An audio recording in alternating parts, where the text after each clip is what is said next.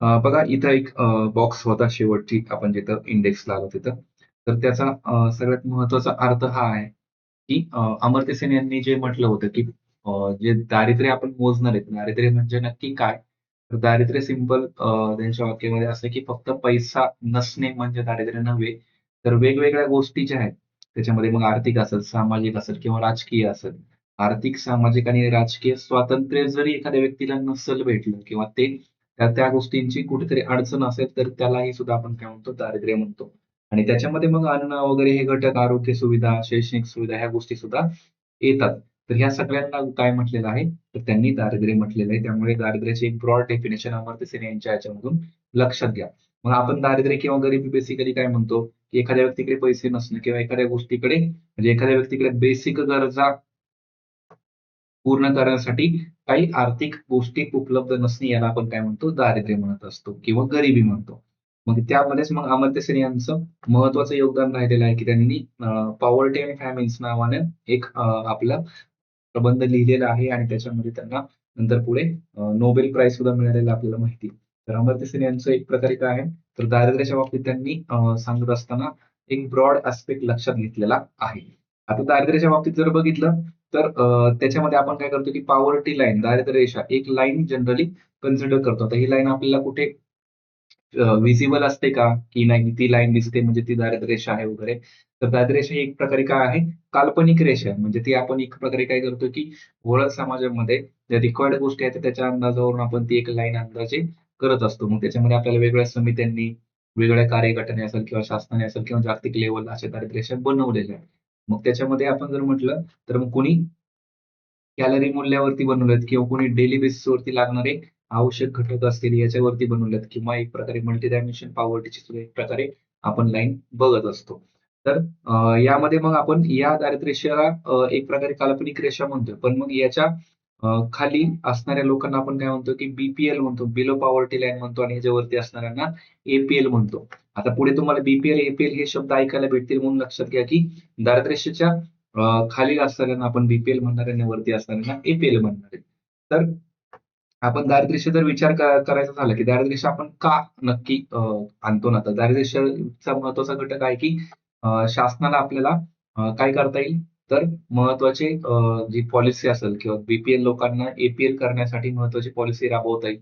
किती लोकांसाठी आपल्याला प्लॅन करता येऊ शकतो हे महत्त्वाचं त्याच्यामध्ये आणता येऊ शकतं. असे वेगवेगळे घटक इथं अप्लाय करता येऊ शकतात. तर आता महत्त्वाचा भाग याच्यात जर आपण बघितला तर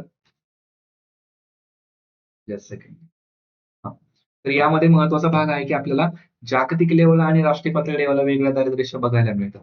तर जागतिक लेव्हलला आपण जर बघितलं, तर वर्ल्ड बँक महत्त्वाचा रोल प्ले करते. वर्ल्ड बँक जागतिक लेव्हलची दारिद्र्य रेषा ठरवत असते, की जगामध्ये किती लोकं पॉव्हर्टीमध्ये आहेत किंवा किती लोकं गरिबीमध्ये राहत आहेत. तर मग त्यांना कसं कन्सिडर करायचं? तर डॉलर च्या मूल्यावरती कन्सिडर केलं, की एका दिवसाला एका माणसाला किती डॉलर रुपये खर्च करायला उपलब्ध आहेत. आणि मग एवढे पर्टिक्युलर डॉलर जर उपलब्ध असतील किंवा एवढे लोकं खर्च करू शकतात, तर ते पॉवर्टीमध्ये आहेत किंवा नाहीयेत. मग त्याच्या बाबतीत आपण जर बघितलं, इव्हन 2011च्या आधी पण 11 पासून जर आपण बघितलं, तर 2011ला $1.9 हे क्रयशक्ती प्रतिदिन पर पर्सन होतं. आता क्रयशक्ती म्हणजे काय तुम्हाला माहिती आहे? Power of purchasing parity P आपण त्याला म्हणतो. म्हणजे एखादी गोष्ट खरेदी करण्याची क्षमता वगैरे होय. आता $1.9 जर एखाद्या माणसाकडे 2011 मध्ये नसतील, तर तो व्यक्ती काय झाला एक प्रकारे झाला. जागतिक लेव्हलचा जर आपण विचार केला तर मग जगामधला कुठलाही माणूस असू द्या, तर तो झाला. आणि जर $1.9 असतील, तो खर्च करू शकतोय तर मग ओके, तो गरीब नाहीये. मग त्याच्यामध्ये बदल केला 2022 मध्ये. मग 2022 मध्ये बदल करून वर्ल्ड बँकेने ती जी लाईन आहे तर ती वाढवली. कारण महागाई वगैरे वाढते तर त्यामुळे ती रेंज वाढवावीच लागणार आहे. मग त्यामध्ये $2.15 हा एक क्रायटेरिया केला वर्ल्ड बँकेने. तर $2.15 ज्याच्याकडे आहेत, तो गरीब नाहीये. ज्याच्याकडे नाहीये तो गरीब म्हणजे स्वतःसाठी खर्च करू शकतात बेसिक गरजांसाठी, तर त्या व्यक्तीला आपण बी ठरवू शकत होतो जागतिक लेव्हलला. आणि याच्यामध्ये नुकताच बदल झालेला आहे. New poverty estimate. सो इथं क्वेशन आपल्याला एक्सपेक्टेड आहे, की जागतिक लेव्हलची जी दारिद्र्य रेषा आहे, तर ती वर्ल्ड बँकेने नक्की किती डॉलर ठरवलेली आहे? सरळ-सरळ प्रश्न येऊ शकतो. $3 आता पॉवर ऑफ पर्चेसिंग पॅरिटीनुसार ठरवलेली आहे. तर हा $3 क्रायटेरिया लक्षात घ्या. इथं प्रश्न आपल्याला येऊन जाईल. ठीक आहे. लक्षात राहिलं? हे $3 लक्षातच ठेवा आता. खरेदी शक्तीच्या नुसार किंवा क्रय शक्तीनुसार हा $3 क्रायटेरिया जागतिक लेव्हलला असणार आहे. आता ही जी दारिद्र्य रेषा आहे तर आपण जसं म्हणलं की देश पातळीवरती सुद्धा आहे आणि जागतिक पातळीवरती वर्ल्ड बँकेने. मग आपल्या देश पातळीवरती जर विचार केला तर वेगवेगळ्या समित्यांनी सांगितलेली दारिद्र्य रेषा आपल्याला बघायची. तर यामध्ये प्रामुख्याने आपण जर बघितलं तर ओव्हरऑल मध्येच म्हणजे भारतात असेल किंवा भारताच्या बाहेर जागतिक लेव्हल असू द्या, दारिद्र्याचे आपल्याला प्रामुख्याने 2 प्रकार बघायला मिळतात आणि 2 प्रकार कसे ठरवले जातात ते आपल्याला महत्वाचं इथे क्वेश्चन बनू शकतो. तर दारिद्र्य मोजमापाच्या 2 पद्धती खूप महत्वाच्या. त्यातली पहिली पद्धत आहे ती म्हणजे सापेक्ष दारिद्र्य किंवा त्याला आपण रिलेटिव्ह पॉवर्टी म्हणतो. Relative poverty. एकच लक्षात ठेवायचं की रिलेटिव्ह म्हणजे कोणाच्या तरी रिलेटेड आहे, कोणाच्या तरी संबंधाने आहे एवढंच लक्षात ठेवा. म्हणजे कोणाच्या तरी तुलनेमध्ये दारिद्र्य मोजलं जाणार आहे. याच्यामध्ये सरसकट असा नाही विचार केला की तुमच्याकडे बेसिक गोष्टी आहेत किंवा नाहीयेत. तर रिलेटिव्ह पॉवर्टी म्हणजे सिंपल काय लोकसंख्येचं जर सरासरी उत्पन्न काढलं आणि त्या सरासरी उत्पन्नाचा जर विचार केला जसं आपण पर कॅपिटा इन्कम म्हणतो त्याला. पर कॅपिटा इन्कम काढलं आणि ते ठराविक रुपये जर असेल, पण त्या ठराविक रुपयापेक्षा कोण कमी आहे आणि कोण जास्त आहे याच्यातलं जर कंपॅरिझन आपण चेक केलं तर याला आपण म्हणतो एक प्रकारे दारिद्र्य. म्हणजे रिलेटिव्हली पुअर आहे. ॲव्हरेज जो काही आपण म्हणूया की पर कॅपिटा इन्कम जे आहे, तर त्या इन्कमपेक्षा कोण किती गरीब आहे. म्हणजे समजा जर लोकसंख्येचं ॲव्हरेज इन्कम काढलं आणि ते इन्कम जर ॲव्हरेज इन्कम ₹100 निघालं, पण ₹100 हे सगळ्यांचं ॲव्हरेज म्हणून काढलंय. पण एखाद्या व्यक्तीचं ₹1000 सुद्धा इन्कम असू शकतं आणि एखाद्या व्यक्तीचं फक्त ₹20 सुद्धा इन्कम असू शकतं. मग याचा अर्थ काय? ₹20 वाला रिलेटिव्हली कितीने पुअर झाला? म्हणजे ॲव्हरेजपेक्षा तुलनेने तो कितीने पुअर झाला? ₹80 ने पुअर झाला. सो असं कंपॅरिझनमध्ये आपल्याला हे दारिद्र्य मोजता येतं. म्हणजे कोणतरी कोणापेक्षा तरी गरीब असणारच आहे त्यामध्ये. मग आपण जर बघितलं तर इलॉन मस्कपेक्षा सुद्धा अंबानी गरीब आहे. म्हणजे अंबानीची सुद्धा गरिबी आहे ना, पण कोणापेक्षा इलॉन मस्कपेक्षा किंवा अंबानीपेक्षा अजून कोणी गरीब आहे किंवा गौतम भाई गरीब असतील किंवा मग अजून दुसरे कोणीतरी गरीब त्याच्यामध्ये बघायला मिळतील. सो याच्यात सगळ्यात महत्वाचं काय विविध जे गट आहेत समाजामधले, मग भले समजा टॉपचे श्रीमंत पकडले आणि टॉपचे एकदम बॉटमचे गरीब पकडले, तर यांच्या उत्पन्नाची पातळी जरी कन्सिडर केली तर त्याच्यामध्ये उत्पन्नाचं त्यांच्यामध्ये डिस्ट्रिब्युशन असणार तर ते कमी असणार आहे किंवा त्याच्यामध्ये म्हणजे जे काही विषमता आहे तर ती विषमता आपल्याला जास्त बघायला मिळेल कारण कोणाच तरी इन्कम जास्त आहे, कोणाच तरी कमी आहे. तो या प्रकारच्या दारिद्र्याची आपल्याला जी कल्पना आहे तर ती कुठे बघायला मिळते? ज्या डेव्हलप झालेल्या कंट्री आहेत. डेव्हलप कंट्रीजमध्ये प्रामुख्याने असं दारिद्र्य बघायला मिळतं. कारण का? डेव्हलप कंट्रीजमध्ये अन्न, वस्त्र, निवाराची अडचण नसते. त्यांना बेसिक काय 2 वेळेचं अन्नच मिळतं म्हणजे मिळत नाही असं होत नाही. तर त्यांच्याकडे त्या सुविधा बेसिक असतात. पण मग जर आपण त्यांच्या इन्कमच्या तुलनेत इतरांचा विचार केला तर ते नक्कीच कुठेतरी कमी जास्त असणार आहेत. तो रिलेटिव्ह पॉवर्टी मोजण्यासाठी प्रामुख्याने रिलेटिव्ह पॉवर्टी प्रामुख्याने आपण एकतर डेव्हलपिंग कंट्रीज बघतो सॉरी डेव्हलप कंट्रीमध्ये बघतो, विकसित देशांमध्ये बघतो आणि त्याच्यामध्ये महत्वाचं मग हे उत्पन्नाची असमानता दूर करणं हे प्रमुख उद्दिष्ट असतं. कारण भारतासारखा गरीब देश असेल किंवा इतर आफ्रिकन देश गरीब आहेत त्यांच्या 2 वेळेचं जेवणच मिळत नाही. मग त्यांच्यात गरिबी म्हणजे काय आहे, की बेसिक 2 वेळेचं जेवण मिळावं, तर हीच गरिबी दूर करायची. त्यांच्यात नाही म्हणत, की नाही मग तो याच्यापेक्षा जास्त गरीब आहे, तो त्याच्यापेक्षा जास्त गरीब आहे, तर ती गरिबी दूर करू, सगळ्यांना एका लेव्हलला आणू. हे महत्वाचं नसतं. बेसिक गरजा पुरवणं हे महत्वाचं असतं. तर गिनी गुणांक आपल्याकडे काढला तो किंवा लॉरेन्झ वक्ररेषा असते. गिनी गुणांक काढत असताना प्रामुख्याने जर बघितलं तर आता गिनी गुणांक आपल्याला एक्झाममध्ये नाही येत, पण त्याच्यामध्ये एक प्रकारे अशी सरळ रेषा जर काढली, तर याच्यामध्ये उत्पन्न आणि एक प्रकारे लोकांचं प्रमाण याच्यानुसार तो एक गुणांक काढला तो. त्याच्या कॅल्क्युलेशनमध्ये अजिबात जाऊ नका. तर गिनी गुणांक, लॉरेन्झ वक्ररेषा असेल किंवा मग पाल्मा गुणोत्तर असेल किंवा मग उत्पन्न पंचमक हे जे गुणोत्तर आहेत किंवा हे घटक कशाचा संबंध आहे तर उत्पन्न विषमतेची संदर्भ यांचा येतो किंवा रिलेटिव्ह पॉवर्टीची संदर्भ येतो किंवा एक प्रकारे सापेक्ष दारिद्र्याची संबंध येतो एवढंच लक्षात राहू दे. सापेक्ष दारिद्र्य म्हणजे काय कोण कोणापेक्षा गरीब आहे. आता महत्वाचा फॅक्टर येतो तो म्हणजे की ऍब्सोल्यूट पॉवर्टी किंवा निरपेक्ष दारिद्र्य. ऍब्सोल्युटली म्हणजे कम्प्लिटली दारिद्र्य असणं.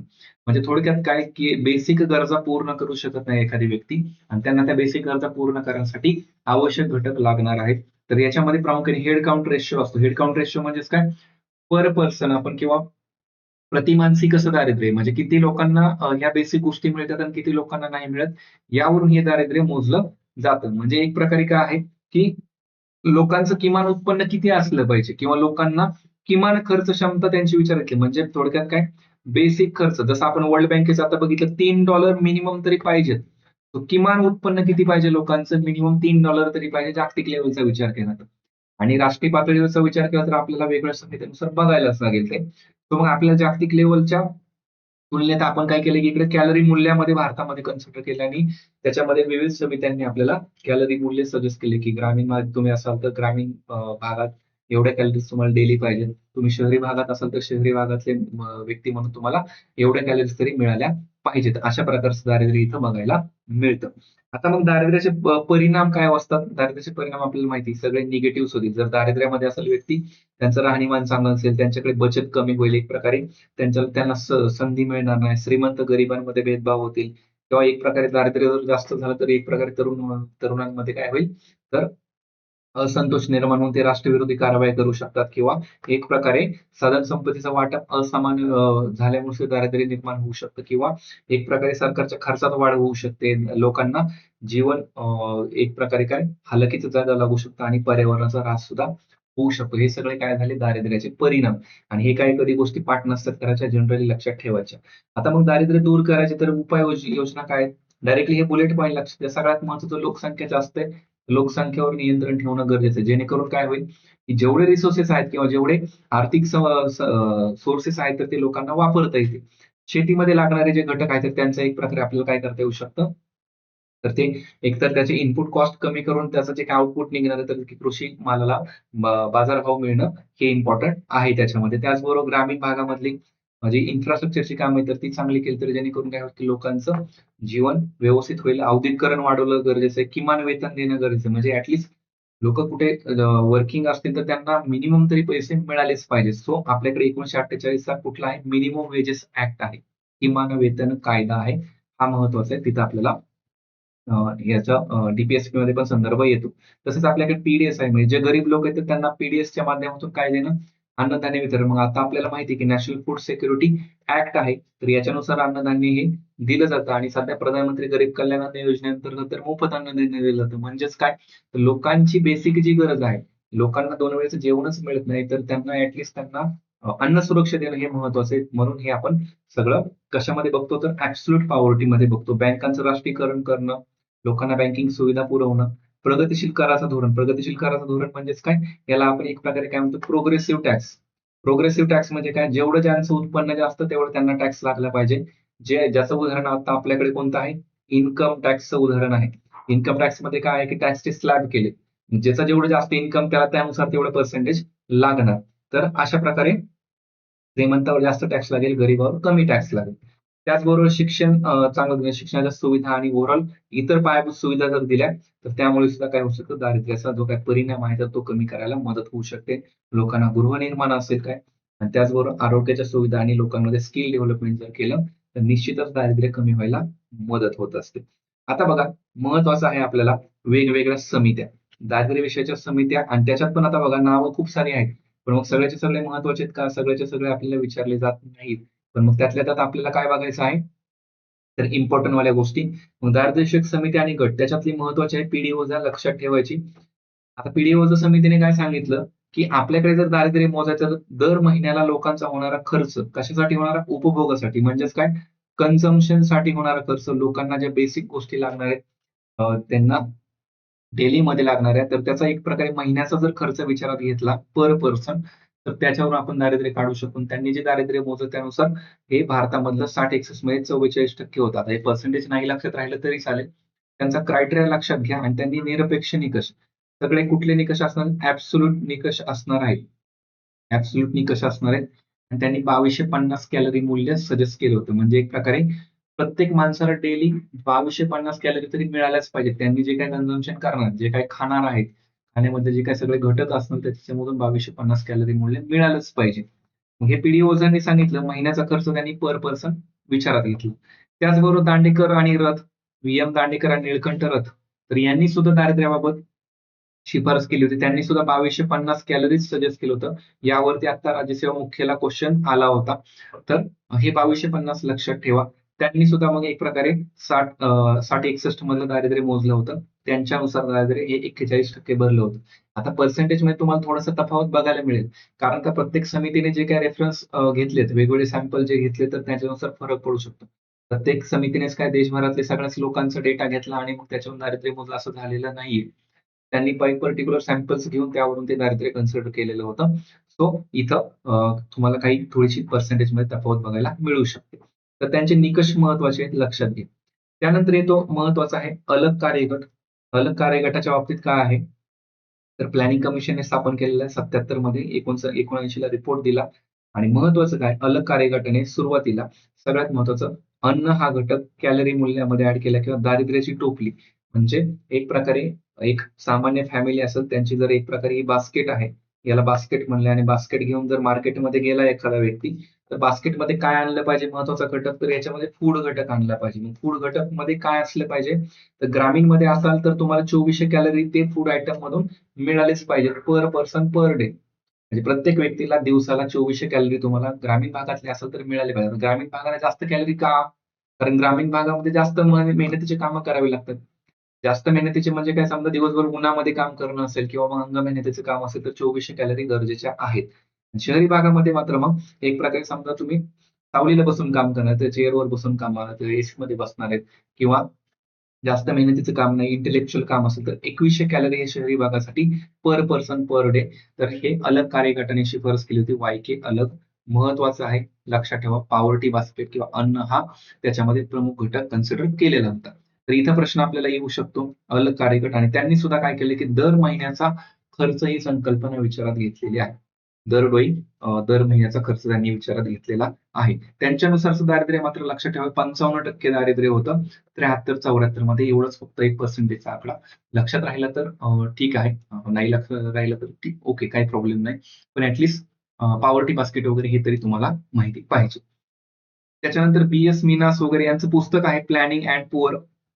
त्यांनी ग्रामीण भागाचा विचार केला होता, तेवढं माहिती पाहिजे. पी.के. बर्धन यांनी सुद्धा शेतमजुरांचा किंमत निर्देशांक विचारात घेतला.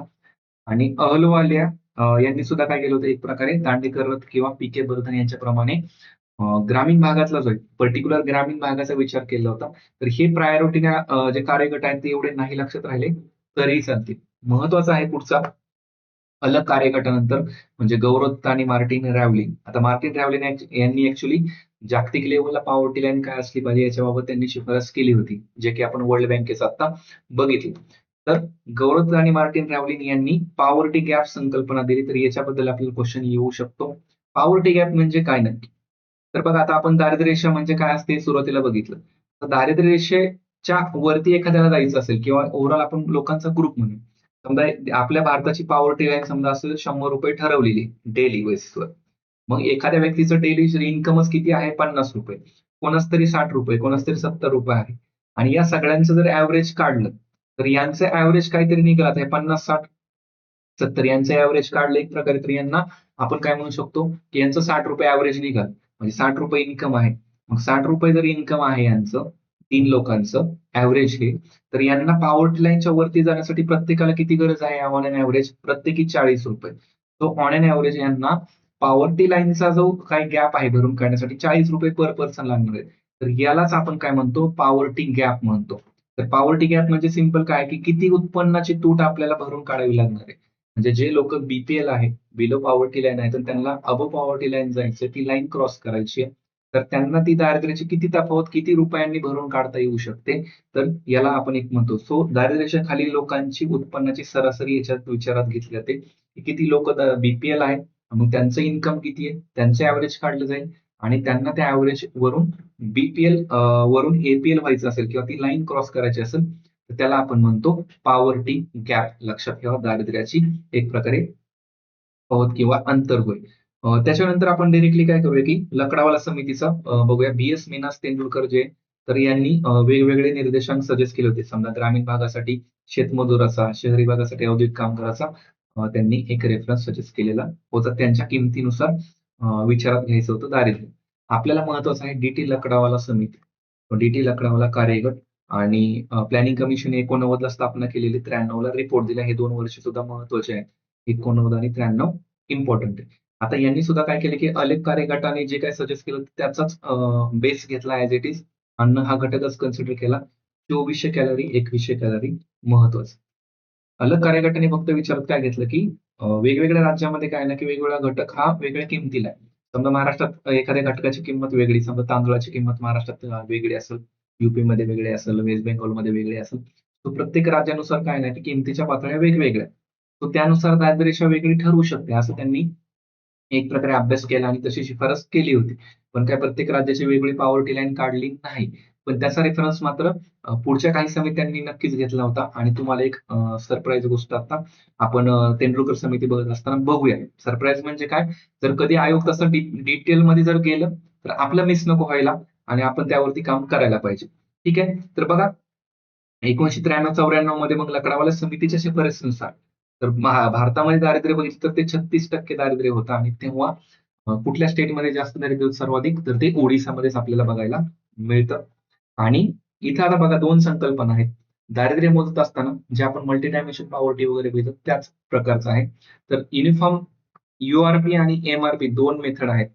URP मेथड म्हणजे काय, युनिफॉर्म रिकॉल पिरियड, की जे आपल्याला रेग्युलर लागणार आहे ना, रेग्युलर लागणाऱ्या गोष्टी म्हणजे काय, समजा आपल्या अन्नधान्याच्या गोष्टी आहेत की ज्या आपल्याला रेग्युलर्स लागतात, डेली लागणार आहेत. आणि MRP म्हणजे काय, मिक्स रिकॉल पिरियड, म्हणजे याच्यामध्ये जर आपण बघितलं तर मिक्स रिकॉल पिरियड आपल्याला महत्वाचं आहे. म्हणजे थोडक्यात काय, की रेग्युलर लागणाऱ्या गोष्टी प्लस इतर वर्षभरातून समजा ज्या काही विविध लागणाऱ्या गोष्टी असतात, तर त्या सुद्धा विचारात घेणं खूप गरजेचं आहे. मग त्याच्यामध्ये URP आणि MRP मध्ये फरक काय बेसिकली जर बघितलं, MRP मध्ये आपल्याला काय आहे, तर वर्षभरातून समजा मिक्स होणारा खर्च, युनिफॉर्म मध्ये दर महिन्याला होणारा खर्च. आता या दोन्ही पद्धतीने दारिद्र्य मोजावं किंवा याचा विचार त्यांनी केला.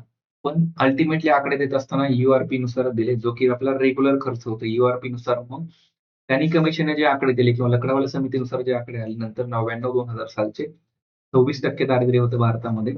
आणि 2004-5 मध्ये जर बघितलं तर ते 27.5% दारिद्र्य बघायला मिळतं. तर 93-94 मध्ये, 99-2000 आणि 4-5 मध्ये असं दारिद्र्य आपल्याला 36%, 26% आणि 27% हे लकडावाला समितीनुसार बघायला मिळतं. त्याच्यानंतर ऍक्च्युली आली महत्वाची तेंडुलकर समिती, सुरेश तेंडुलकर समिती. आणि यांनी विचारात काय घेतलं महत्वाचं, की मिक्स रिकॉल पिरियड एक प्रकारे विचारात घेतला. म्हणजे थोडक्यात काय, मल्टी डायमेन्शन पॉवर्टी मध्ये आपण जसं बघितलं ना, लोकांचं राहणीमान, म्हणजे लोकांना मग आरोग्याच्या सुविधा आहेत का, शिक्षण आहे का वगैरे, या गोष्टी तरी विचारात घेतल्या पाहिजेत. सो एक प्रकारे फूड हा घटक खूप आउटडेटेड झालाय. त्याच्या पलीकडे जाणं गरजेचं आहे. अशा प्रकारची टीका त्यांनी केली आणि त्यांनी महत्वाची शिफारस काय केली आपण बघूया. सो डिसेंबर 2005 मध्ये या समितीची स्थापना झालेली आपल्याला लक्षात ठेवायचं आहे. आणि त्यांनी रिपोर्ट आपला नोव्हेंबर 9 मध्ये दिलाय. यांच्या रिपोर्टची डेट आणि स्थापनेची डेट सुद्धा लक्षात ठेवत चला. कारण महत्वाची समिती आहे. आयोग आपल्याला याच्यावरती प्रश्न विचारते. आता यांनी महत्वाचं काय केलं, की दर महिन्याच्या खर्चाचाच त्यांनी विचार केला. पण त्यांनी त्याच्यामधल्या चुका दाखवल्या. चुका काय दाखवल्या ते म्हणे, की तुम्ही आधीच्या समित्यांनी किंवा ओव्हरऑल शासनाने जे काही केलेलं आहे, त्याच्यामध्ये सगळ्यात महत्त्वाचा अन्न हा घटकच यूज केलाय, बाकीच्या घटकावर विचार नाही केला. त्यामुळे हा फूड घटक जो आहे, रेग्युलर आपण कॅलरीमध्ये विचार करतो तर तो आउटडेटेड झालाय. त्याचा विचार नाही केला पाहिजे. म्हणजे फक्त अन्नाचाच घटक नाही विचार केला पाहिजे, तर बाकी घटकही विचारात घेतले पाहिजेत. चलनवाढीचा सदोष निर्देशांक आहे. म्हणजे आपल्याकडे इन्फ्लेशन होतंय, पण इन्फ्लेशनच्या तुलनेत आपण त्याच्या किमतींचा पॉवर्टीमध्ये विचारच करत नाहीये. त्याचबरोबर शिक्षण आणि आरोग्याकडे कंप्लीट दुर्लक्ष केले. सो तेंडुलकर समितीने मग शिफारस काय केली, सगळ्यात महत्वाचा अन्न घटक तर तुम्हाला ठेवायचं ठेवा, पण शिक्षण आणि आरोग्य हे सुद्धा आणणं गरजेचं आहे. मग त्यांनी शिफारस करत असताना या तिन्हींची शिफारस केली आणि एक प्रकारे मल्टी डायमेन्शन पॉवर्टीची संकल्पना त्यांनी मांडली. म्हणजे भारतामध्ये दारिद्र्य मोजायला मल्टी डायमेन्शनली आपण मोजलं पाहिजे अशी शिफारस मांडली. आणि मग URP ऐवजी MRP वापरायला सुरुवात झाली. आता बघा तेंडुलकर समितीने 3 पर्टिक्युलर वर्षाचं दारिद्र्य सजेस्ट केलं होतं, की किती भारतामध्ये किंवा ते मोजलं होतं. त्याच्यामध्ये 2004-5, त्याच्यानंतर 9-10 आणि 11-12. याच्यामध्ये जर बघितलं तर 4-5, 9-10 आणि 11-12 हे तुम्हाला वर्षांचं टेबल दिलेलं आहे. याच्यामध्ये लक्षात काय ठेवायचंय, तर सगळ्यात शेवटचा कॉलम बघा. एकूण दारिद्र्याचं प्रमाण, तर त्याच्यामध्ये 37% दारिद्र्य होतं 4-5 ला. आता हे दारिद्र्य वाढलं का? आपण लकडावाला समितीनुसार 2004 आणि 5 मध्ये किती बघितलं होतं दारिद्र्य? 27.5%. पण हे दारिद्र्यामध्ये आता 37% बघायला मिळते. का? कारण त्याच्यात शिक्षण आणि आरोग्य हा घटक कन्सिडर केला म्हणून दारिद्र्य वाढलेलं असणार आहे. कारण लोकांची तेवढ्या खर्च करण्याची कॅपॅसिटी विचारात घेतली तर बरेच लोक ह्या दारिद्र्याच्या रेषेमध्ये असणार आहेत. त्याचबरोबर 9-10 मध्ये जर बघितलं तर ते 29.8% आणि 11-12 मध्ये ते 21.9%. तर 9-10 आणि 11-12 हे 2 वर्ष आपल्याला लक्षात ठेवायचे. त्याच्यामध्ये 21.9 हे तर सगळ्यात महत्वाचं आहे शेवटचं 11-12 मधलं. आणि अजून 2011-12चं तेंडुलकर समितीचं मंथली आणि डेली जे काही दारिद्र्याच्या संदर्भातले आकडे आहेत, तर ते आपल्याला माहिती पाहिजे. तो जर आपण डेलीचा विचार केला तर पर पर्सन ₹26, ग्रामीण भागाला आणि शहरी भागाला ₹32, हे आवश्यकच होते 2011-12च्या तुलनेत किंवा तेंडुलकर समितीच्या त्या शिफारसीवरून. आणि जर त्याला आपण महिन्यात विचार केला तर शहरी भागात 1,000 रुपये आणि ग्रामीण भागात 816 रुपये आवश्यकच होते खर्च करण्यासाठी. जर एखाद्या व्यक्तीकडे 816 रुपये महिन्याला खर्च करायला नाहीत तर तो बीपीएल झाला आणि आहेत तर तो एपीएल झाला. तर या बाबतीत लक्षात ठेवा की 816 आणि 1,000 प्रश्न ऑलरेडी विचारून झालेत किंवा मंथली बेसिसवरती सुद्धा 32 आणि 26 विचारून झाले. ब्रॅकेटमध्ये तुम्हाला 26.66 आणि 33.33 हे आपण 816 आणि 1,000ला 30 ने भाग दिल्यावरती पॉईंटमध्ये आकडे आहेत, पण ऍक्च्युअल मध्ये रिकमेंडेशन मध्ये 32 रुपये आणि 26 रुपये हे आहे, लक्षात ठेवा. आता मग या तेंडुलकर समितीनुसार जर दारिद्र्य बघितलं तर छत्तीसगडमध्ये सगळ्यात जास्त दारिद्र्य होतं पर्सेंटेज आणि सगळ्यात कमी गोवा राज्यामध्ये आपल्याला प्रमाण बघायला मिळतं. महाराष्ट्रामध्ये प्रमाण हे 17.4% होतं तेंडुलकर समितीनुसार. आणि संख्येमध्ये फक्त विचार केला तर युपी मध्ये सगळ्यात जास्त संख्या होती. प्रमाणामध्ये छत्तीसगड सगळ्यात जास्त होतं. आता तेंडुलकर समितीने जे काय दारिद्र्य 816 आणि 1,000 रुपये हे जे सजेस्ट केलं होतं तर हे राष्ट्रीय पातळीवरचं दारिद्र्य होतं. पण याचाच जर आपण विचार केला, समजा ग्रामीण भागात जर विचार केला तर ग्रामीण भागात ग्रामीण भागा नाही, राज्यानुसार जर आपण दारिद्र्याची पातळी बघितली तर नक्की काय असू शकतं?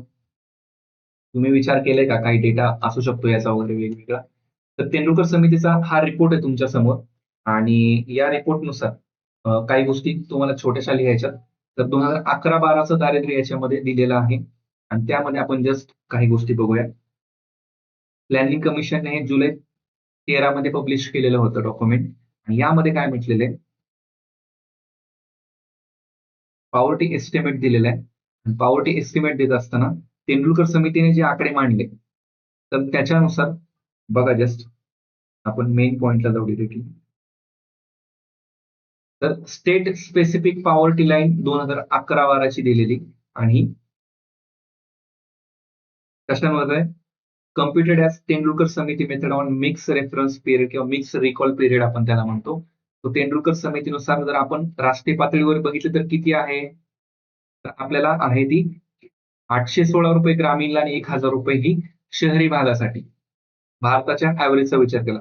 पण मग महाराष्ट्रासाठी आपण जर विचार केला तर किती असणार आहे, तर हा पॉइंट लक्षात घ्या. आयोगाने जर इथं कधी असा प्रश्न विचारला की महाराष्ट्रामध्ये पर्टिक्युलर जर विचार केला तर 966 रुपये हे ग्रामीण भागासाठी आहे आणि 1126 रुपये हे शहरी भागासाठी. हा पॉइंट तुम्ही आजपर्यंत कधी बघितला नसेल, कुठे वाचण्यातही नसेल आला, नोट करून घ्या. इथं जे आपली नोट्स आहे तर त्याच्याच बॉक्समध्ये इथं इथं साईडला एका साईडला तुम्ही इथं नोट करून घ्या की महाराष्ट्रामध्ये जर पर्टिक्युलर बघितला तर स्टेट स्पेसिफिक जर आकड्यांचा विचार केला तर आपल्याला हे माहिती पाहिजे. तसं प्रत्येक राज्याचं इतर आपल्याला गरज नाहीये बाकी कोणाचं बघायला की कोणाचं जास्त आहे कमी वगैरे, एवढं डिटेल आयोग नाही विचारत, पण ऍटलीस्ट आपल्या राज्याचं तरी आपल्याला माहिती असलं पाहिजे. तर हा आकडा लिहून घ्या, 967 आणि 1126 रुपये हा शहरी आणि ग्रामीणसाठी महत्वाचा आहे. मंथली पर कॅपिटा इथं दिलेले महिन्याचा खर्च आहे हा मंथली पर कॅपिटा पर पर्सन रुरल आणि अर्बनचा. आता 2011-12साठी 2011-12 हे वर्ष महत्वाचे. ठीक आहे, आलं लक्षात. आता जाऊया आपण पुढच्या पॉईंटकडे किंवा पुढच्या समितीकडे. महत्वाचे आहे सी रंगराजन समिती. सी रंगराजन समिती बघा, प्लॅनिंग कमिशनने 2012ला स्थापन केली होती, 2014ला त्यांनी रिपोर्ट दिला. वर्ष माहिती पाहिजे आपल्याला. तर याच्यामध्ये जर बघितलं तर त्यांनी काय केलं, त्यांनी सुद्धा एक बास्केट तयार केली, त्याच्यामध्ये अन्न घटक ठेवला, इतर 4 घटक ठेवले आणि मग उरलेले घटक परत ऍड केले. त्यांनी सुद्धा 3 टप्पे केले पॉवर्टी बास्केटचे आणि त्याच्यामध्ये अन्न हा घटक ठेवला. त्याच्यात 4 घटक ठेवताना 4 घटकाला प्रायोरिटी कशा कशात दिली, शिक्षणाची, कपडे, निवारा आणि वाहन खर्च, जे की आपल्याला वेगवेगळ्या टप्प्यावरती वेळोवेळी खर्च करावे लागतात. आणि इतर घटकामध्ये मग त्यांनी परत जे काही रॅन्डम लागणारे घटक आहेत त्याच्यात मग आरोग्य वगैरे हा सुद्धा घटक त्याच्यात त्यांनी टाकला होता. तो तेंडुलकर समितीपेक्षा रंगराजन समितीने काय केलं होतं की वाईट थोडासा विचार केला होता, जास्त घटक अजून ऍड केले होते आणि त्यामुळेच त्याला आपण काय म्हणतो, एक प्रकारे MMRP म्हणतो, modified mix recall period. Modified mix reference period किंवा रिकॉल पिरियड आपण त्याला म्हणतो. आणि याच्यामध्ये त्यांनी कन्सिडर काय केलंय, पहिली गोष्ट तर दर महिन्यात होणारा खर्च, वर्षातून होणारा खर्च आणि मग त्याच्यामध्ये आठवड्याभरात सुद्धा होणारा खर्च, असे 3 वेगवेगळे खर्च विचारात घेतले. त्यामुळे तेंडुलकर समितीनुसार जे दारिद्र्य भरलं होतं किंवा जे 816 होतं, 816 रुपये आणि 1,000 रुपये, तर या लेवलमध्ये नक्कीच कशात वाढ होणार आहे, रंगराजन समितीनुसार वाढ होणार आहे. मग यामध्ये जर बघितलं, त्यांनी शिफारस करताना आपल्याला 2 पर्टिक्युलर वर्षांची आकडेवारी दिली आणि ह्या 2 वर्षांच्या आकडेवारीत 2009, 10 आणि 11, 12 याचा विचार आहे. तर याच्यामध्ये जर बघितलं तर 38% दारिद्र्य आपल्याला 9-10 मध्ये बघायला मिळतं. तेंडुलकर समितीनुसार हे 29% होतं आणि 11-12 मध्ये जर बघितलं तर हे 29% दारिद्र्य आपल्याला रंगराजन समितीनुसार आहे. तेंडुलकर समितीनुसार हे 21.9% बघायला मिळतं. तो रंगराजन समितीनुसार दारिद्र्याचं पर्सेंटेज आपल्याला जास्त बघायला मिळतं. याचं रिझन पण काय आहे, की त्यांनी modified mix record period use केला. त्याच्यामध्ये त्यांनी अजून जास्त घटक टाकले. तो जास्त घटक टाकले म्हणजे त्याच्या किमती वाढल्या. किमती वाढल्या म्हणजे लोकांचं एक प्रकारे इन्कम सुद्धा तेवढ्या लेव्हलचं पाहिजे. तर ते आपल्याला दारिद्र्य बघायला मिळतं. मग यांच्यानुसार सुद्धा आपल्याला 2011-12 चा सगळा डेटा माहिती पाहिजे. जसं की डेली बेसिसवरचा खर्च जर बघितला शहरी भागात तुम्हाला ₹47 लागणार आहेत. ग्रामीण भागात असाल तर तुम्हाला ₹32 हे पर डे लागणार आहेत. तर हे दारिद्र्याची लाईन ही रंगराजन समितीनुसार आहे आणि महिन्याचा जर विचार केला तर महिन्यामध्ये ₹1407 शहरी भागासाठी आणि ₹972 हे ग्रामीण भागासाठी आपल्याला पाठच पाहिजेत हे आकडे मात्र लक्ष ठेवा. आता त्यांनी कॅलरी मूल्य पण त्याच्यामध्ये काढलं होतं 2090 आणि 2155 याच्यावर तरी अजून आयोगाने क्वेश्चन नाही विचारला. पण ऍटलीस्ट आपल्याला दर दिवसाचा खर्च आणि महिन्याचा खर्च आणि एकूण दारिद्र्य किती होतं हे तरी आपल्याला माहिती असलं पाहिजे. ठीक आहे. येस. यांनी मग 11-12चं जे दारिद्र्य मोजलं त्याच्यानुसार छत्तीसगडमध्ये पर्सेंटेज जास्त होतं. गोव्यामध्ये पर्सेंटेज कमी होतं आणि संख्येमध्ये सेम. यूपीमध्ये आपल्याला जास्त होतं. महाराष्ट्रामध्ये बघितलं ते 20% दारिद्र्य बघायला मिळतं. तेंडुलकर समितीनुसार ते 17% एवढं होतं. तर अशा पद्धतीने आपण ज्या समित्या वेगवेगळ्या बघितल्या तर त्याच्यातल्या काही महत्त्वाच्या आणि त्याच्यातल्या पण शेवटच्या 2 तेंडुलकर समिती आणि रंगराजन समिती ह्या 2 तरी आपल्याला माहिती असल्या पाहिजेत. आता बघा अ, याच्यानंतर म्हणजे किंवा मोदी गव्हर्नमेंटच्या काळामध्ये अरविंद पनगरिया हा एक टास्क फोर्स अपॉइंट केला होता, की आपल्याला दारिद्र्य भारतामध्ये कसं मोजलं पाहिजे किंवा त्याच्यासाठी कुठली मेथोडॉलॉजी असली पाहिजे. हे ठरवण्यासाठी हा कार्यगट नेमला पण त्यांची काय फायनल रिकमेंडेशन काही आलं नाही स्पेसिफिक, की अशी आपली मेथड असावी, असं दारिद्र्य मोजा वगैरे, वगैरे. तर त्यांनी काय केलं, की अल्टिमेटली दारिद्र्य मोजण्यासाठी वेगवेगळे फॅक्टर विचारात घ्यावेत किंवा दारिद्र्य दूर करण्यासाठी रोजगाराच्या योजना राबवाव्यात किंवा लोकांना एक प्रकारे लोककल्याणकारी योजना वगैरे राबवल्या, तर त्याचा फायदा होऊ शकतो. तर या प्रकारच्या काही शिफारसी त्यांनी केल्या होत्या, पण पर्टिक्युलर कुठली मेथड त्यांनी मात्र सजेस्ट केली नाही किंवा कुठली मेथड यूज करायची याच्याबद्दल सुद्धा त्यांचं एक एकवाक्यता झाली नाही. पण त्यातल्या त्यात ते म्हटले होते, की तेंडुलकर समितीचे आकडे जरा आपल्या सगळ्याच बाबतीत जरा योग्य वाटतात, पण बाकी काही विशेष त्यांनी शिफारस नव्हती केली. सो यानुसार जर आपण बघितलं, तर नीती आयोगाने हा गठीत केलेला आयोग त्याची डेट आपल्यासाठी महत्त्वाची 16 मार्च 2015 ला स्थापन केलेलं आहे. ही डेट आपल्याला विचारली जाऊ शकते. तर दारिद्र्याच्या बाबतीत आतापर्यंतचे हे सगळे आपण कार्यगट बघितले. महत्त्वाचे होते आपल्याला विचारले जाऊ शकतात. आता आपण महत्त्वाचं बघूया, की बेरोजगारीच्या काही संकल्पना बेरोजगारीबद्दल आपल्याला प्रश्न येऊ शकतो. बेरोजगारीचे आपल्याला काही डेफिनेशन असतील किंवा त्याच्या प्रकारांमध्ये प्रश्न येतात. ठीक आहे? बघा. आता बेरोजगारी म्हणलं की सिंपल काय? तर मार्केटमध्ये किंवा ठीक आहे त्याच्या आधी आपली फिलिप्स वक्र रेषा आहे. तर तो एक भाग बघू आणि नंतर मग बेरोजगारीच्या पॉइंटला आपण जाऊया. पुढे फिलिप्स वक्र रेषेचा अजून रेफरन्स येईल एका ठिकाणी. तर सिंपल बघा. फिलिप्स वक्र रेषा जी आहे, तर त्याच्यामध्ये बेरोजगारी आणि चलन पुरवठा याचा संबंध आहे. तर सिंपल काय मार्केटमध्ये जर समजा चलन पुरवठा वाढला, चलन पुरवठा वाढला. आता पुढे जाऊन वारंवार तुम्हाला इन्फ्लेशन, चलनवाढ, महागाई असे शब्द ऐकायला मिळतील पैसा या टॉपिकमध्ये. तर चलन पुरवठा वाढला म्हणजेच काय? लोकांच्या हातात पैसा आला. लोकांच्या हातात जर पैसा आला, तर लोकं काय करतात? सगळ्यांच्याच हातात पैसा आला, तर लोकं लगेच सेव्हिंग करतात, स्वतःच्या खिशामध्ये ठेवून देतात किंवा बँकेत टाकून देतात. असं होतं का? तर लोकं पैसा आला काय करतात? त्यांना आवश्यक असणाऱ्या गोष्टी काय करतील? खरेदी करतील. तर मॅक्सिमम लोकांच्या हातात पैसा आला तर काय होणार आहे? तर मार्केटमध्ये खरेदी करण्यासाठी लोकं बाहेर पडतील. एक प्रकारे काय वाढेल? डिमांड वाढेल आणि लोकांची डिमांड वाढली तर अल्टिमेटली काय होईल? तर त्या डिमांडला लगेच सप्लाय करायला आपल्याकडे उपलब्ध साधन नसेल. म्हणजे तेवढा सप्लाय होत नसतो. पण तो सप्लाय आपल्याला काय करावा लागतो? पुरवावा लागतो. तो सप्लाय करायचा म्हणजे एक प्रकारे काय करायचं आहे, ज्या गोष्टींचा सप्लाय करायचा त्याचं प्रोडक्शन करावं लागेल. त्याचं उत्पादन घ्यावे. मग हे प्रोडक्शन करण्यासाठी काय लागेल? तर लोकं एक्स्ट्राचे कामाला लागतील. म्हणजे लोकांना काम द्यावे लागेल. मग काम दिलं म्हणजेच काय एक प्रकारे लोकांची असणारी बेरोजगारी कमी होऊ शकते. म्हणजे एक प्रकारे काय मार्केटमध्ये पैसा आला, चलन पुरवठा आला की काय होऊ शकतं? महागाई वाढू शकते. महागाई वाढली की काय त्याचा सप्लाय पुरवावा लागेल. सप्लाय पुरवायचं म्हणजे प्रोडक्शन करायचं. प्रोडक्शन करायचं म्हणजे अल्टिमेटली लोकांना काम द्यायचं. ही एक बाजू झाली. आता दुसरी बाजू सुद्धा फिलिप्स वक्रेशीची अशी म्हटली जाते. आता कम्प्लिटली दुसरी बाजू लक्षात घ्या, की जर समजा मार्केटमध्ये लोकांना कमी लोकांना जॉब आहे. लोकांना जॉब आहे कमी, पण समजा काही कारणास्तव एखादी योजना आली, सरकारने काही इनिशिएटिव्ह सुरू केले आणि त्यानुसार काय झाले मार्केटमध्ये जॉब काय झाले वाढले. जॉब वाढल्यामुळे काय झालं, की ज्यांना जॉब नव्हता त्यांना जॉब मिळाले. तो बऱ्याच जणांना जॉब मिळाल्यामुळे काय झालं, की त्यांचं इन्कम वाढलं. त्यांचं इन्कम वाढले काय झालं अगेन त्यांच्या हातात पैसा आला.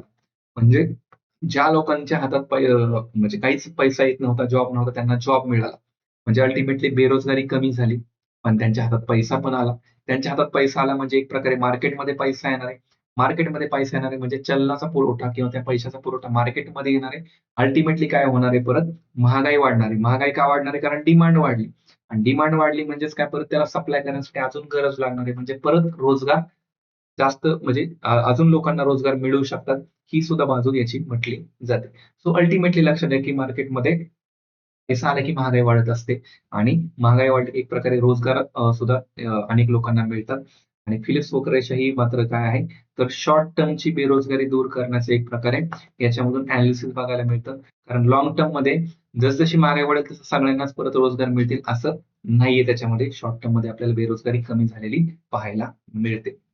तर बेरोजगारीमध्ये सिंपल असं आहे, बेरोजगार कोणाला म्हणायचं? तर जो व्यक्ती काय करतोय, म्हणजे ज्या व्यक्तीला समजा काम हवे आहे, ज्याला काम पाहिजेच आहे आणि जो कामाचा काय करतो शोध पण घेत आहे. म्हणजे काम पाहिजे पण आहे आणि कामाचा शोध घेतोय पण त्यांना काम मिळत नाही. तर या अशाच लोकांना आपण बेरोजगार म्हणू शकतो. नाहीतर एखादा मस्तपैकी काय पी-एच-डी वगैरे झाली आणि तो कामही शोधत नाही आणि त्याला कामही बघायचं नाही. तर त्या पी-एच-डी वाल्याला आपण बेरोजगार नाही म्हणू शकत. कारण का? त्याला काम करायचंच नाही, तर मग त्याला बेरोजगार कसं म्हणणार आपण? तो अशा बेरोजगारीचे काही डेफिनेशन आपल्याला विचारल्या जाऊ शकतात. याच्यामध्ये बेरोजगारीचे आपल्याला 2 प्रकार प्रामुख्याने बघायला मिळतात. एक आहे शहरी बेरोजगारी आणि एक आहे ग्रामीण बेरोजगारी. शहरी बेरोजगारीमध्ये आपण जर आलो तर संरचनात्मक बेरोजगारी महत्वाचा पॉइंट आहे. तर त्याला आपण काय म्हणतो एक प्रकारे ओपन अनएम्प्लॉयमेंट सुद्धा म्हणतो. संरचनात्मक बेरोजगारी म्हणजे काय? तर आपल्या देशामध्ये जे काही स्ट्रक्चरल घटक आहेत, एक प्रकारे शिक्षण पद्धती म्हणा किंवा एक प्रकारे लोकांचं जे काही पास आउट होणं किंवा वेगवेगळ्या डिग्री घेऊन पास आउट होणं आणि ॲक्चुअल मार्केटमध्ये उपलब्ध असणारे जॉब यांच्यामधला कुठलातरी डिफरन्स असणं, तफावत असणं आणि त्यामुळे लोकं बेरोजगार राहणं, तर याला आपण स्ट्रक्चरल एक प्रकारे काय म्हणतो बेरोजगारी. म्हणजे मार्केटमध्ये लोकांचा पुरवठा जास्त होतोय, पण मार्केटमध्ये मागणीच कमी आहे. जॉबच खूप कमी आहेत, तर त्याच्यामध्ये आपल्याला संरचनात्मक बेरोजगारी बघायला मिळते. त्यामुळे एक प्रकारे शिक्षण पद्धती आपल्याकडे टेक्नॉलॉजीचा वेगवेगळा वापर याच्यामुळे ही बेरोजगारी बघायला मिळते. त्याचबरोबर शैक्षणिक किंवा सुशिक्षित बेरोजगारी म्हणजे एक प्रकारे शैक्षणिक सुशिक्षित बेरोजगारी कशी आहे? तर तुम्ही शिक्षण घेतलंय, हे चांगलं शिक्षण घेऊन सुद्धा तुम्हाला जर काम नाही मिळत, तर मात्र मग ही शैक्षणिक बेरोजगारी आहे. स्ट्रक्चरल बेरोजगारी काय आहे, की तुम्ही शिक्षण घेतलंय, पण तुमचं शिक्षण एक प्रकारे तिथं मॅच होत नाहीये, तर ही स्ट्रक्चरमध्येच एक प्रॉब्लेम आहे. शैक्षणिक बेरोजगारीमध्ये तुम्ही चांगलं शिक्षण घेऊन सुद्धा तुम्हाला जॉब मिळत नाही. तुम्ही डॉक्टर होऊनही तुम्हाला जॉब मिळत नाहीये. तर त्याला मात्र आपण काय म्हणतो, की शैक्षणिक किंवा सुशिक्षित बेरोजगारी आपल्याकडे पाहायला मिळते. त्याचबरोबर आपण जर बाकी घटकामध्ये बघितली, म्हणजे इतर बेरोजगारीच्या प्रकारामध्ये जर बघितलं, न्यून अनएम्प्लॉयमेंट किंवा त्याला आपण एक प्रकारे काय म्हणतो, की कमी दराचा, कमी प्रतीची बेरोजगारी. कमी प्रतीची बेरोजगारी म्हणजे काय? की तुमची पात्रता मोठी आहे. तुमच्या पात्रतेपेक्षा तुम्ही काय करताय, पण कमी पात्रतेचा जॉब करताय. तुमच्या दर्जापेक्षा कमी दर्जाचं जे काम करताय.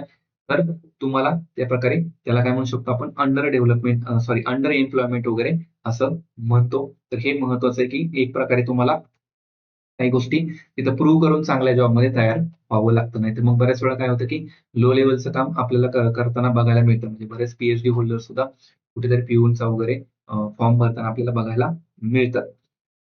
पुढचा एक प्रकार आहे फ्रिक्शनल बेरोजगारी किंवा यांत्रिकृत बेरोजगारी त्याला म्हटलं तर फ्रिक्शनल म्हणजे काय? एक प्रकारे आपल्या इकॉनॉमीमध्ये होणारे जे काही सतत होणारे बदल आहेत. मग हे बदल कुठले असतील? लोकांचे एक प्रकारे बिहेवियर असतील.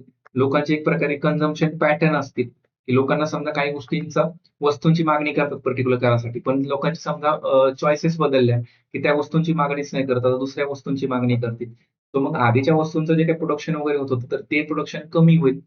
अगेन तिथे लोकं बेरोजगार होतील. तर हे कन्झम्पशन पॅटर्न असतील किंवा एक प्रकारे यंत्रामुळे सुद्धा जे काही बदल होत असतील वेळोवेळी, म्हणजे एक प्रकारे समजा मशीनवरचं काम आहे, म्हणजे समजा फाईल वर्क आहे, फाईल वर्कला रिप्लेस करून कुठेतरी रोबोटिक्स आलं, मशीन्स आल्या. मग त्या टेक्नॉलॉजीवर अडॅप्ट होणारी लोकं नव्याने भेटतील, जुन्या लोकांना कामावरून काढून टाकलं जाईल. म्हणजे वेगवेगळ्या पातळीवरचे बदल होणारे, त्याला आपण फ्रिक्शनल बेरोजगारी म्हणतो किंवा यंत्रीकृत बेरोजगारी म्हणतो. मग यामध्ये प्रामुख्याने काय होतं, एका व्यक्तीला रोजगार मिळेल, दुसरा बेरोजगार होईल. कारण का? पॅटर्न बदलले ना इथं. पॅटर्न बदलला की नवीन पॅटर्नवाल्याला काम मिळेल, जुना पॅटर्नवाला रिप्लेस होईल तिथे.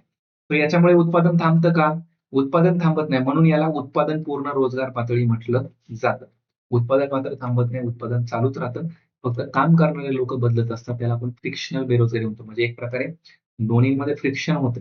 म्हणजे जे आधीचे काम करणारे लोक आहेत, त्या नवीन कामगार यांच्यामध्ये काय होणार आहे, एक प्रकारे फ्रिक्शन होणार आहे, घर्षण होणार आहे. याला आपण एक प्रकारे घर्षणात्मक बेरोजगारी म्हणतो. त्याच्यानंतर चक्रीय बेरोजगारी आपल्याकडे. चक्रीय बेरोजगारी प्रामुख्याने डेव्हलप कंट्रीमध्ये बघायला मिळते. जर समजा आर्थिक आणि आपलं तेजी मंदीचं जर वातावरण हे लाँग टर्म चाललं, तर मंदीच्या काळामध्ये लाँग टर्ममध्ये जॉब जाऊ शकतात. त्याचबरोबर आपण चक्रीय बेरोजगारी कुठे बघतो? एक प्रकारे ग्रामीण भागामध्ये सुद्धा त्याला एक प्रकारे आपण सीझनल म्हणतो तो. सीझनलचा भाग आहे, की सीझननुसार समजा उन्हाळ्याच्या काळामध्ये लोकांना रोजगार नसतात. पावसाळ्याच्या काळामध्ये रोजगार जास्त मिळतात. असे बेरोजगारीचे प्रकार आहेत. आंशिक प्रकारची बेरोजगारी. आंशिक म्हणजे काय? कमी काळापुरतं काम मिळणं, लाँग टर्ममध्ये काम नाही उपलब्ध राहणं. आता ह्या बेरोजगारीमध्ये जर बघितलं तर अल्प काळाची बेरोजगारी असेल, तर ती दूर करायला आपल्याला प्रामुख्याने काय करता येऊ शकतं? शासन म्हणून किंवा एक प्रकारे राष्ट्रीय लेव्हलला काय ऑप्शन आपल्याकडे उपाययोजना असतात? तर चलनविषयक धोरण राबवलं जातं. समजा बेरोजगारी दूर करायची तर मार्केटमध्ये सरकार काय करतं? पैसा ओततं. मार्केटमध्ये पैसा आला की एक प्रकारे लोकं काय होतात, इकॉनॉमिक ॲक्टिव्हिटी वाढतात. इकॉनॉमिक ॲक्टिव्हिटी वाढली की काय होणार आहे? तर रोजगार निर्माण होत असतात. आणि लाँग टर्मची बेरोजगारी जर दूर करायची, तिला चिरकालीन किंवा जुनाट बेरोजगारी म्हटलं जातं. तर ही बेरोजगारी दूर करायची असेल, तर याच्यामध्ये राजकोषी धोरण महत्वाचं आहे. त्याला आपण काय म्हणतोय, एक प्रकारे फिस्कल पॉलिसी आहे. फिस्कल पॉलिसी प्रामुख्याने कोण राबवत असतं? तर शासन राबवत असते. शासन म्हणजे काय?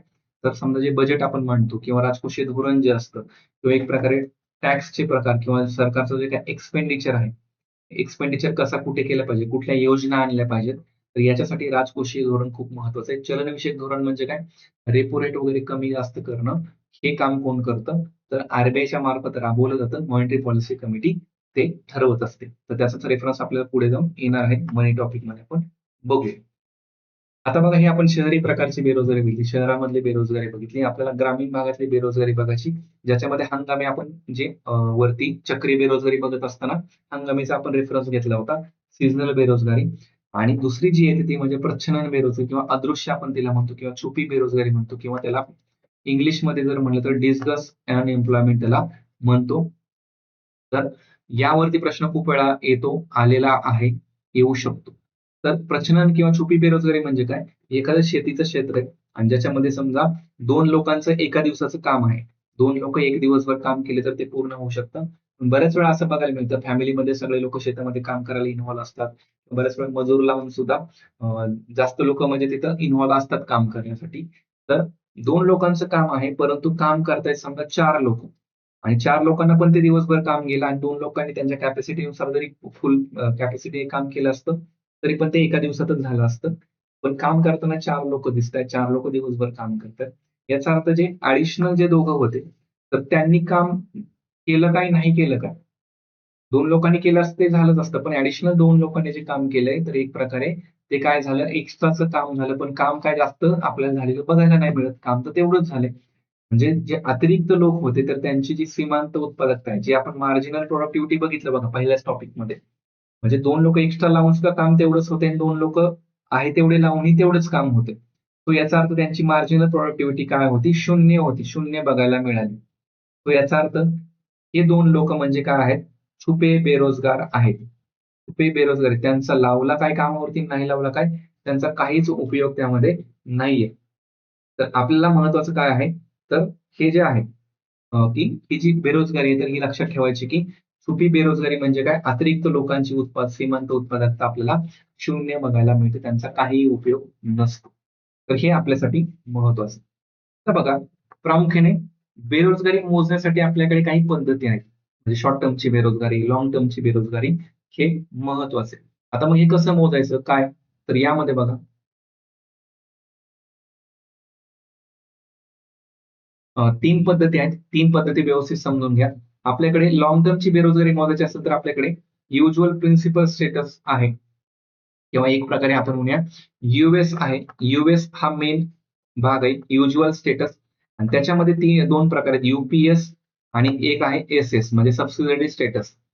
थोडक्यात काय तर युज्युअल स्टेटस म्हणजे काय तर सामान्य स्थितीत लोकांची रोजगाराची स्थिती कशी आहे आणि त्याच्यामध्ये पण जर म्हणलं तर एखादा व्यक्ती समजा प्रमुख कामामध्ये गुंतलेला असेल याचा अर्थ लॉंग टर्म मध्ये साधारणतः 6 महिन्यापेक्षा पण जास्त कालावधीसाठी किंवा 180 दिवसांपेक्षा जास्त किंवा एक्झॅक्ट 183 समथिंग काहीतरी दिवस आहेत याच्यामध्ये तर साधारणतः 6 मंथ प्लस असं म्हटलं जातं किंवा लॉंग टर्म मध्ये म्हणजे बऱ्याचशा रेफरन्समध्ये वायसीएमई मध्ये म्हणा किंवा मग इग्नू मध्ये म्हणा किंवा इव्हन एनआयएसच्या नोट्स मध्ये त्याच्या डायरेक्टली म्हणलं की लॉंग टर्म मध्ये लॉंग टर्म असाच शब्द वापरलेला आहे की लॉंग टर्मच्या कालावधीमध्ये एखादी व्यक्ती जर मुख्य कामात गुंतलेली असेल तर तिला आपण बेरोजगार म्हणणार नाहीयेत आणि जर समजा ती कमी काळासाठी अशा कामात गुंतलेली असेल तर तिला आपण प्रमुख किंवा याच्यामध्ये लॉंग टर्म साठी बेरोजगार म्हणू शकतो किंवा या मुख्य कामापेक्षा म्हणजे इथं आहे मुख्य काम आहे आणि याच्या व्यतिरिक्त जर समजा एखादा सबसिडरी म्हणजे मुख्य कामाच्या व्यतिरिक्त याच्यापेक्षा म्हणजे त्याला एक प्रकारे काय म्हणतो की दुय्यम कामात जर एखादी व्यक्ती गुंतलेली असेल आणि हे दुय्यम काम म्हणजे साधारणतः किती तर 30 दिवसांपेक्षा जास्त जरी कालावधीचा असेल 30 दिवसांच्या पेक्षा सुद्धा जास्त कालावधीचा असेल दुय्यम काम तर त्या व्यक्तीला सुद्धा बेरोजगार म्हटलं जाणार नाहीये. तर बेरोजगारी मोजण्याचा हा एक प्रमुख पद्धत आहे की जी लॉंग टर्मची बेरोजगारी मोजते. जर समजा दुय्यम काम जर एखादी व्यक्ती 30 दिवसापेक्षा जास्त करत असेल तर ती बेरोजगार नाहीये किंवा प्रमुख काम आहे. प्रमुख काम म्हणजे काय शेतीमध्येच कोणीतरी परमनंटली काम करते किंवा कोणाचं तरी शिक्षण झालंय आणि त्या शिक्षणाच्या तुलनेचं काम जर एखादी व्यक्ती करत असेल तेवढ्या दिवस तर एक प्रकारे त्याला बेरोजगार म्हणता येणार नाही जर ते लॉंग टर्मचं काम करतात. पण ते त्यांच्या शिक्षणाच्या व्यतिरिक्त दुसरंच काम तरी काहीतरी करतायत तर त्याला आपण दुय्यम काम म्हणूया. तर त्यानुसार आपल्याला बेरोजगारी ही लॉंग टर्म जी आहे किंवा नाही हे चेक करता येते आणि याच्यामध्ये जर सरसकट जर लोक बेरोजगार असतील यानुसार जर लोकांना रोजगार नसतील मिळाले तर याच्यामध्ये आपण याला ओपन अनएम्प्लॉयमेंट म्हणतो किंवा एक प्रकारे दीर्घकालीन बेरोजगारी म्हणतो किंवा याला आपण चिरकालीन बेरोजगारी सुद्धा म्हणतो किंवा एक प्रकारे चक्रीय बेरोजगारी सुद्धा याला आपण म्हणतो किंवा हंगामी म्हणजे काय समजा 6 महिने कामच नाही भेटलं ना 6 महिन्यापेक्षा जास्त काम नाही म्हणजे एक प्रकारे तो सीझन पण कन्सिडर केला जाऊ शकतो. तर लॉंग टर्मची एक प्रकारे बेरोजगारी मोजण्याचं हे साधन आहे. काय आहे सामान्य मुख्य स्थिती किंवा सामान्य स्थिती. सामान्य स्थितीचेच दोन प्रकार आहेत एक आहे मुख्य स्थिती आणि एक आहे दुय्यम स्थिती. तो यूपीएस आणि एसएस लक्षात ठेवा हे दोन घटक आहेत. आता याच्या व्यतिरिक्त जर आपण शॉर्ट टर्मची बेरोजगारीचा विचार केला आता शॉर्ट टर्मच्या बेरोजगारी इथंच ते दुय्यम आर्थिक कृतीचं आपण बोललो जे 30 दिवसापेक्षा जास्त कामाला आवश्यक आहे. तर याच्या व्यतिरिक्त दोन घटक आहेत. एक आहे वर्तमान साप्ताहिक स्थिती म्हणजे सीडब्ल्यूएस म्हणजे एक प्रकारे काय तर शॉर्ट टर्मची बेरोजगारी आपल्याला जर बघायची असेल अल्प कालावधीसाठीची बेरोजगारी बघायची असेल म्हणजे आठवडाभरामध्ये लोकांना किती रोजगार मिळतोय किंवा नाही याच्यामध्ये जर बघितलं तर एक आठवड्याचा स्पॅन आहे 7 दिवसांचा विचार केला आणि या 7 दिवसामध्ये कुणाला एक तासाभराचंही जरी काम नाही मिळालं तरी ती व्यक्ती बेरोजगार मानली जाते. म्हणजे याचा अर्थ काय आठवड्याभराच्या कालावधीत शॉर्ट टर्म मध्ये किती लोक बेरोजगार आहेत हे मोजण्यासाठीची ही पद्धत महत्वाची आहे आणि यालाच जोडून पर डे नुसार जर आपण विचार केला म्हणजे 7 दिवसांचा रेफरन्स घ्यायचा आणि याच्यात पर डे जर विचार केला पर डे किती लोक बेरोजगार आहेत याच्यासाठी आपल्याकडे मेथड आहे सीडीएस किंवा करंट डेली स्टेटस आपण त्याला म्हणतो. अगेन ही सुद्धा काय शॉर्ट टर्मची बेरोजगारी मोजण्यासाठीची पद्धत आहे. यामध्ये डेली जर 4 तासाचं काम मिळालं तर तुम्हाला तुम्ही डेली नुसार बेरोजगार नाहीयेत आणि जर 4 तासापेक्षा कमी काम मिळालं तर तुम्ही बेरोजगार आहात.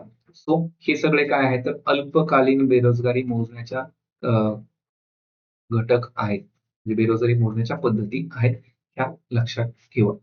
पुढे काय डेफिनेशन तुम्हाला दिल्यात डेफिनेशन शक्यतो आयोग नाही विचारणार. डेफिनेशन मध्ये दोन घटक महत्वाचे एक तर श्रमशक्ती म्हणजे काय काम करणारे लोक म्हणजे कोण 15+ वयोगट असणारे आणि त्यात पण महत्वाचं काय तर लेबर फोर्स आहे. लेबर फोर्स मध्ये कामगार आणि बेरोजगार येतं ज्यांना काम मिळाले असे पण किंवा ज्यांना काम नाही मिळालं असे पण. परंतु श्रमशक्तीच्या बाहेर कोण येतात की ज्यांना काम बघायचं आणि काम करायचं नाही जसं आपण म्हणलं ना बेरोजगार कोण होणार नाही की ज्याला कामही नकोय आणि तो काम शोधतही नाही तर त्याला आपण म्हणतो श्रमशक्ती बाहेरचे म्हणजे लेबर फोर्सच्या बाहेरचे. भले एखाद्या व्यक्तीचं वय 20 आहे आणि त्याला काम मिळतंय पण त्याला काम शोधायचे नाही आणि काम नको पण आहे. तर त्याला आपण काय म्हणणार नाहीये, तर श्रमशक्तीचा भाग म्हणणार नाहीये. लेबर फोर्स म्हणजे श्रमशक्ती लक्षात ठेवायचं आहे. मग त्यांचा श्रमशक्ती दर लेबर फोर्स पार्टिसिपेशन रेट कसा काढला तो? एकूण labour force total working population किती आहे वर्किंग एज मधलं आणि त्याला गुणिले 100 केलं तर तो आपल्याला भाग मिळतो. डेफिनेशन शक्यतो नाही येणार त्यामुळे डेफिनेशन आपल्याला नाही केलं तरी चालेल. तर लक्षात आलं दारिद्र्य आणि बेरोजगारीचा हा पॉईंट